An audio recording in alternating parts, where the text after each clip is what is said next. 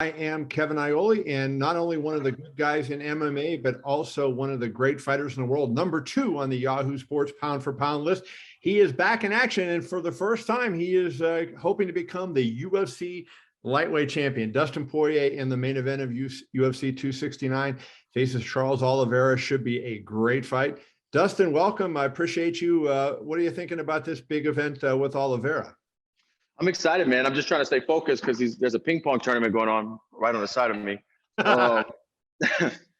So you're not a dual sport athlete. Like, you're not going to get off this and go run over and show those guys up, are you? Oh, for sure I will.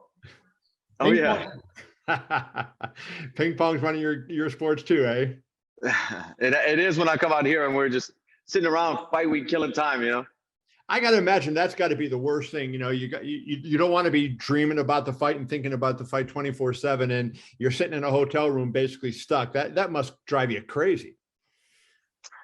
It used to. Now we're at an Airbnb, so we have a little bit more room. All my coaches have their own bedrooms, and we have full kitchen and washer and dryer, so it's a little more convenient than being stuck in a tiny hotel room. But yeah, you know, you're pretty much showing up to UFC check-ins and check weights and interview stuff, and sitting around for a week waiting for the big fight, cutting weight. So your mind has a lot of downtime, and that could be dangerous if you don't control it. No doubt. Has it been hard? You know, you went through 2 Conor McGregor promotions recently, obviously 3 altogether. But, you know, now here you are with Oliveira, and you still got Conor piping in and chirping up. And, you know, how do you avoid that distraction of not responding and not getting sucked up into all that stuff that he's trying to do, given, you know, Oliveira's a huge threat to you?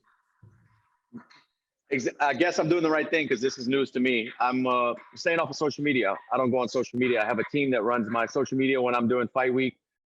And yeah, that's it. Out of sight, out of mind. Sure.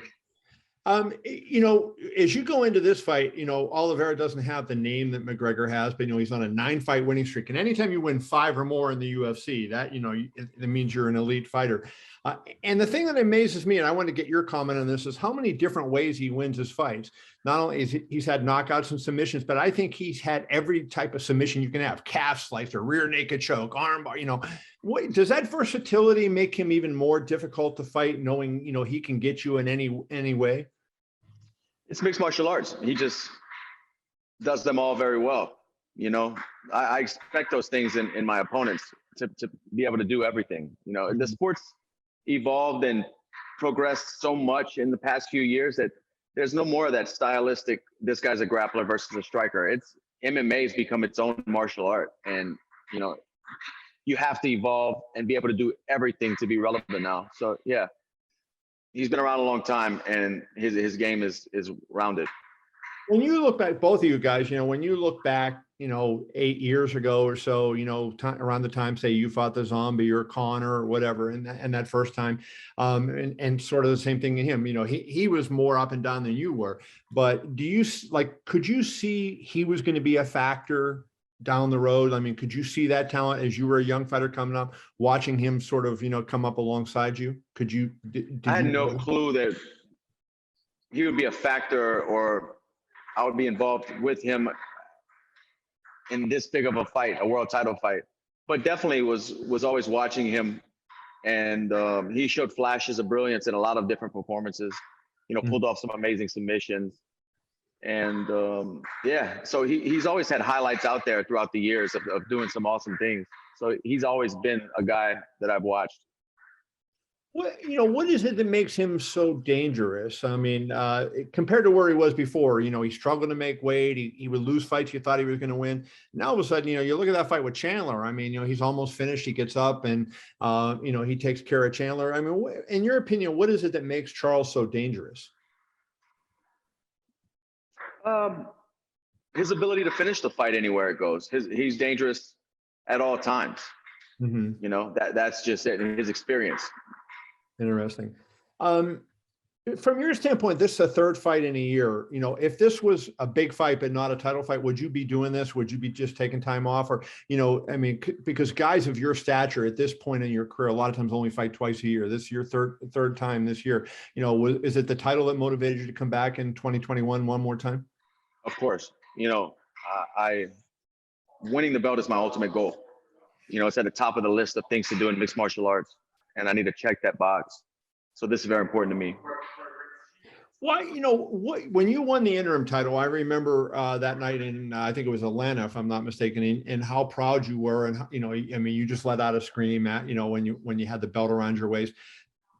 Did you know, though, it's not the title? I mean, did you feel, was there a different feeling, you think? I don't know. I have to win the belt Saturday, and then you have to ask me that question again. Well, Saturday night, we'll get you on that one. But, like you went up against Khabib for the title, right? So, I mean, as you're fighting that fight, did it seem any different to you than say the Max Holloway fight did? From No, stakes? They both felt like world title fights to me. Okay, interesting.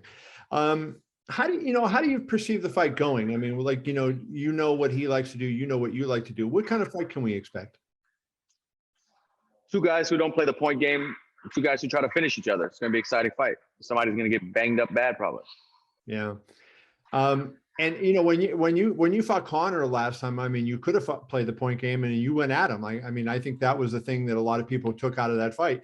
Dustin Poirier has become a killer in there. I think, maybe that's how you always were a little bit, but now at the highest level, you're kind of that elite finisher. Try to get these guys out of there. These guys are so dangerous. But honestly, for this fight, I feel like fourth, fifth round, if it goes that far, that would be in my favor, so maybe I shouldn't hit the gas crazy early. Maybe I should, be cautious, but we'll see. I know what I should do, and sometimes I don't do it. How do you think, so you're obviously, we've talked a lot about the Good Fight Foundation, one of the most charitable guys and not just in the UFC, but in all the sports, and some of the things that you've done to help less fortunate people have been amazing. Becoming and having the visibility that comes with being a UFC champion, what is that going to do for your charitable efforts, do you think? I hope it'll be huge. I mean, I'm amazed at what we've accomplished already with the foundation, but having that title next to my name is only going to open more doors. It's only going to open more doors and help more people. And at the end of the day, that's very, very important to me. I'm going to go out there and fight, and as much as I can stack on my back and bring into these fights with me to benefit others, give somebody a reason to smile. It's what I want to do. How much do you know how much you guys have given away and since you started doing this? I mean, my wife, I'd have to ask to get the exact numbers, but I would assume around $1 million or more. Wow. I mean, that has to be, from a kid that came up from a poor background and everything to being where you are now. I mean, that has to blow you away when you think about it. You got to be awfully proud of, of what you've been able to accomplish. I definitely am. I'm very proud of it and thankful that I recognize the platform I have, just realized the position I was in and used it. But not the monetary numbers that I'm proud of. It's the people I talk to that have been directly affected by the foundation in some way. Just, I know it's not all in vain. Everything we've done with the foundation has been right. And like I said, I'm just thankful to realize the position I'm in with it. Is there any, and I don't want to put you on the spot because I didn't tell you I was going to ask you this, but is there any one story that sticks out to you, like a heart-wrenching story and something that you were able to do to change a life around that you could share? Oh, I mean, there's a few of them, but one that comes to mind is right before I left for this last training camp, we're doing back to school pickup, backpacks filled with school supplies for the year for local schools in Louisiana. And it was a drive-through line, obviously COVID and everything.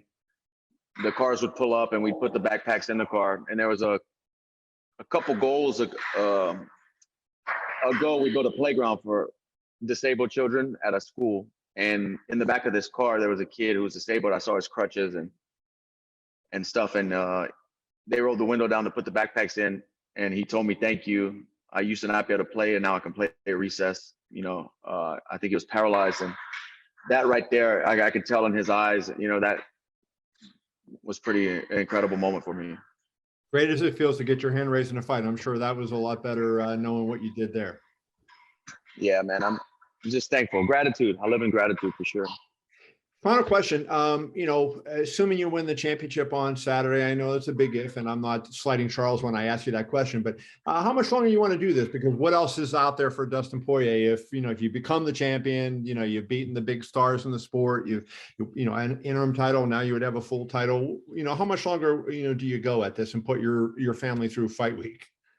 Ooh, I still feel good. You know, I'm 32. I definitely have fights left. But I'm not sure, man. I'm not really sure. Well, selfishly, I hope that you keep it going a long time because I enjoy watching you fight, my man. Dustin Poirier, UFC 269 on Saturday, live on pay-per-view against Charles Oliveira. Dustin, thank you so much, my friend. Thank you. Be well.